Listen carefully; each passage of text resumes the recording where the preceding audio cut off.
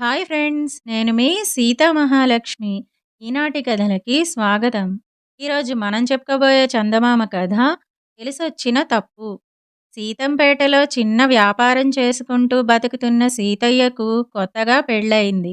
అతడి భార్య సీత కాపురానికి వచ్చిన నెల్లాళ్లకే అత్తగారు చీటికి మాటికి ఏదో ఒక చాదస్తపు మాట మాట్లాడుతున్నదంటూ విసుక్కుని కసురుకుని ఆవిడను నెమ్మదిగా పొరుగుళ్ళో ఉంటున్న ఆడబడుచు ఇంటికి సాగనంపింది. ఇక ఇంట్లో సీత, సీతయ్య మిగిలారు. వాళ్లకు ఒక పక్కన రాజయ్య కుటుంబము, మరొక పక్కన సోమయ్య కుటుంబము కాపురముంటున్నాయి. వాళ్ళిద్దరివి పెద్ద కుటుంబాలు కావడం చేత రాజయ్య భార్య రంగమ్మ, సోమయ్య భార్య సూరమ్మ సీతను మంచి చేసుకుని అవసరానికి కావలసిన ఉప్పు, పప్పు పట్టుకుపోదామని చూసేవారు. అయితే గడుసుదైన సీత కమ్మగా కబుర్లు చెప్పేది గాని చెయ్యి మాత్రం ఏమరుపాటును కూడా విదిలించేది కాదు. ఇలా ఉండగా మొదట్లో బాగానే కాపురం చేసిన సీతయ్య దంపతులకు రాను రాను మాటామాటా రావటం ప్రారంభించింది. సీతకు పనంటే బద్ధకం. 2 పూట్లా వంట చేసే బదులు ఏకంగా ఒక్కసారే వండి పెట్టేస్తే పనితో బాటు ఖర్చు కూడా కలిసొస్తుంది గదా అని ఆమె ఆలోచన. కానీ రాత్రి పొద్దుపోయేదాకా దుకాణంలో పనిచేసి వచ్చే సీతయ్య భార్య విస్తట్లో వడ్డించిన భోజనం చూసి విసుక్కుంటూ, సీతా, ఏ పూట కాపూట పిడికెడు బియ్యం ఉడకేస్తే నీ సొమ్మేం పోతుంది? నీ కండేమన్నా కరిగిపోతుందా? మొక్క మొలిచిపోతావా? మా అమ్మ ఏనాడు నాకిలాంటి చద్దికూడు పెట్టలేదు తెలుసా అనేవాడు. ఆ మాట వింటూనే సీత గయ్యమంటూ లేచి, నువ్వు మీ అమ్మ ఇలాంటి జమీందారీ పనులన్నీ చెయ్యడం వల్లే నా బతుకు ఇంత కమ్మగా ఉంది. మా పెద్దమ్మ కూతురు మొగుడికి 3 ఎకరాల వ్యవసాయమే దిక్కు. అయితేనేం పెళ్లిలో పెట్టిన 6 తులాల బంగారం కాక పెళ్ళై ముచ్చటగా 3 నెలలు తిరిగేసరికల్లా మరి 2 తులాల ముత్యాల హారం చేయించాడు. పగలు రాత్రి వ్యాపారం వెలగబెడుతున్నావన్న మాటే గాని పెళ్లిలో 3 తులాల బంగారం పెట్టడానికే నీ తల్లి కొడుకులిద్దరూ మూతి 30 వంకర్లు తిప్పుకున్నారు. పెళ్ళై 6 నెలలు కావస్తున్నా మళ్ళీ ఒక్క కాని బంగారం కూడా ఎరగను అంటూ గుక్క తిప్పుకోకుండా దండకం చదివేది. అంతే, క్షణంలో మాటామాటా పెరిగి చిలికి చిలికి గాలివాన అయ్యేది. ఒకసారి ఇలాగే ప్రారంభమైన చిన్న గొడవతో సీతయ్య బాగా రెచ్చిపోయి, నీలాంటి గయ్యాళి గంపతో కాపురం చేసే కంటే దిక్కులేని వాడిలా ఏకాకి బతుకు బతకడమే నాకు సుఖం. పో ఇక్కడి నుంచి, ఎక్కడికి పోతావో పో అంటూ భార్య రెక్క పట్టుకుని విసురుగా గడపకేసి తోశాడు. ఇందుకు సీత బాగా ఉక్రోషపడి గబగబా 4 చీరలు మూటగట్టుకుని, ఇదిగో పోతున్నా, కాకిలాగే బతుకుతావో హంసలాగే బతుకుతావో నీ ఇష్టం వచ్చినట్టు బతుకు, మళ్ళీ నీ అంతట నువ్వు బతిమాలి తీసుకువచ్చేదాకా నీ గడపలో కాలు పెడితే అడుగు అంటూ గట్టిగా అరిచి చెబుతూ గడప దాటేసింది. నిన్ను బతిమాలి తీసుకురావడమా? అలాంటి పని కల్లో కూడా చెయ్యను. నా బతుకు నేను హంసలాగా కాదు, కాకిలాగా కాదు, మహారాజుగా బతుకుతాను. ఇక పో అంటూ సీతయ్య కూడా గట్టిగా కేకపెట్టి చెప్పి దఢాలున తలుపు మూసుకున్నాడు. క్షణాల మీద జరిగిందేమిటో ఇరుగు పొరుగులకు తెలిసిపోయింది. తర్వాత ఒక గంటైనా గడవకుండానే రంగమ్మ వేడివేడి గారెలు, అల్లపచ్చడి తెచ్చి సీతయ్య ముందు పెట్టి, తమ్ముడు, ఒక్కడివి ఏం పాట్లు పడుతున్నావో అని ప్రాణం కొట్టుకుపోయిందంటే నమ్ము. ఆకలి మీద ఉంటావని గారెలు అలా వేస్తూనే ఇలా పట్టుకొచ్చాను. వేడివేడిగా తిను అన్నది. అల్లపచ్చడి గుమగుమలు, వేడిగారెలు సీతయ్య నోరూరించాయి. అతడు పళ్ళెం అందుకుని వెంటనే ఒక గారెముక్క తుంచి నోట్లో వేసుకున్నాడు.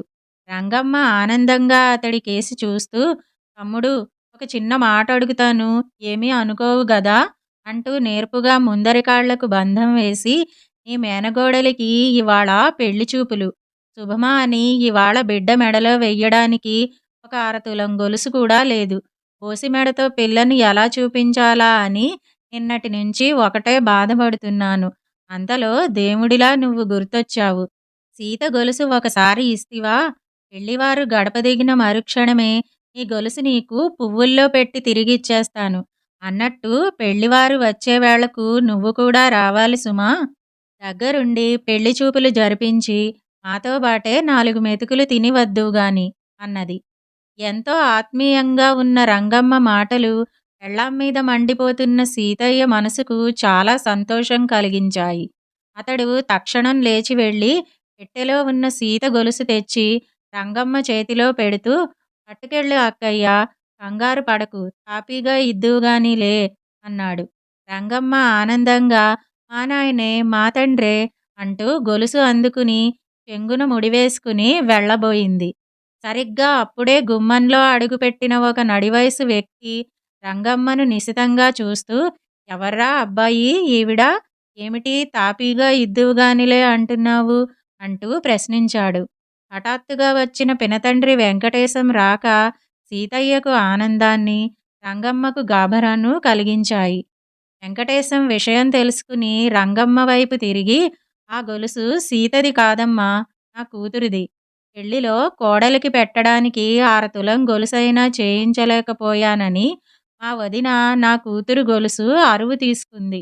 ఇప్పుడు నా కూతురుకు కూడా పెళ్లి కుదిరింది గనక ఆ గొలుసు అడిగి పట్టుకుపోదామనే వచ్చాను" అంటూ చెయ్యి జాపాడు. పినతండ్రి ఎంతో ధాటిగా చెబుతున్న అబద్ధాన్ని విని సీతయ్య విస్తుపోయాడు.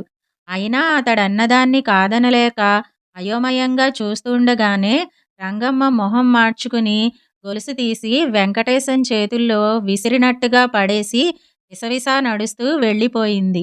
రంగమ్మ గడప దాటుతుండగానే సూరమ్మ చేతిలో ఒక పెద్ద ఖాళీ పాత్ర పట్టుకుని లోపలికి అడుగుపెట్టి అక్కడ ఎదురైన వెంకటేశాన్ని చూసి తడబాటుగా ఆగిపోయింది.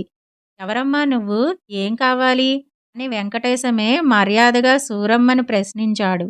ఆ ప్రశ్నకు సూరమ్మ మరింతగా తడబడిపోతూ, "ఇంట్లో బియ్యం నిండుకున్నాయి, పిల్లలు ఆకలంటూ గోల చేస్తున్నారు" అంటూ ఇంకా ఏదో చెప్పబోయింది. ఆమె మాట ఇంకా పూర్తి కాకుండానే తెరిచి ఉన్న పెరటివాకిట్లోంచి సీత సుడిగాలిలా లోపలికి వస్తూ, "అంతా శుద్ధ అబద్ధం. నిన్న సాయంత్రమే నీ పెద్ద కొడుకు ఇంతలావు బియ్యం మూట ఎత్తుకురావడం నేను నా కళ్ళారా చూశాను" అంటూ భర్త వైపు తిరిగి, "చాలాసేపటి నుంచి నేను, మామయ్య గారు కిటికీ పక్కన నక్కి లోపల జరుగుతున్నదంతా చూస్తూనే ఉన్నాం. నేను లేకపోవడం చూసి ఇరుగు పొరుగు మిమ్మల్ని ఎలా మాయ చేస్తున్నారో చూశారా?" అని అడిగింది. ఊహించని సీత రాకకు సూరమ్మతో బాటు సీతయ్య కూడా తెల్లబోయాడు. సూరమ్మ వెళ్ళిపోయాక వెంకటేశం సీతయ్య, సీతమ్మలతో, "చూసారా, సహనంగా అన్యోన్యతను పెంచుకుంటూ బతుకులు గడపవలసిన ఆలుమగలు అనుక్షణం కీచులాడుకుంటుంటే స్వార్థపరులు దాన్ని స్వప్రయోజనాలకు ఎలా ఉపయోగించుకుంటున్నారో ఇప్పటికైనా అర్థమైందా?" అని ఒక్క క్షణం ఆగి, "ఇప్పుడు నే చెప్పబోయేది మీ భార్యాభర్తలిద్దరూ శ్రద్ధగా వినండి. మా వదిన కూతురు ఇంట ఉన్నప్పటికీ తన కొడుకు, కోడలు ఎలా కాపురం చేసుకుంటున్నారో అనే బెంగతోనే ఉన్నది. ఆ సంగతి మీకు చెప్పడానికే బయలుదేరాను. సమయానికి నేను రాబట్టి సరిపోయింది" అంటూ గొలుసును సీతకు ఇచ్చాడు. "దారిలో మీరు నాకు ఎదురవడం మా ఇద్దరి అదృష్టం చినమావయ్య" అంటూ సీత కళ్ళొత్తుకున్నది. "మా వదిన కాబోయే కోడలికని పైసా పైసా కూడబెట్టి ఈ గొలుసు చేయించింది. అలాంటి మనిషిని మంచి చెడు ఆలోచించకుండా ఇంట్లోంచి సాగనంపావు.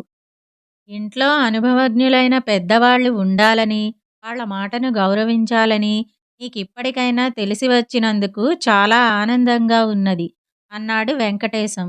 ఆ మాటలకు సీత తల వంచుకుని, "నా తప్పు తెలిసొచ్చింది. ఈ అనుభవాన్ని ఇక ఎన్నడూ మర్చిపోను. నన్ను మన్నించండి" అంటూ సీతయ్య కేసి చూస్తూ, "అత్తయ్యను తీసుకురావడానికి ఈయన ఇవాళే బయలుదేరుతారు" అన్నది. భార్య మాటలకు సీతయ్య మొహంలో ఆనందం తొణికిసలాడింది. అది చూసిన సీత తృప్తిపడుతూ వెంకటేశంతో, "అత్తయ్య వచ్చేదాకా మీరు వెళ్ళడానికి వీలు లేదు. ఆవిడ వచ్చాక 2 రోజులైనా ఉండి వెళుదురుగాని" అన్నది.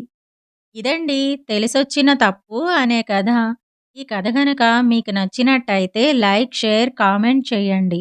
మరిన్ని మంచి కథల కోసం మా ఛానల్‌ను సబ్స్క్రైబ్ చేసుకోండి.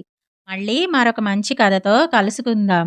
అంతవరకు వింటూనే ఉండండి ఈనాటి కథలు.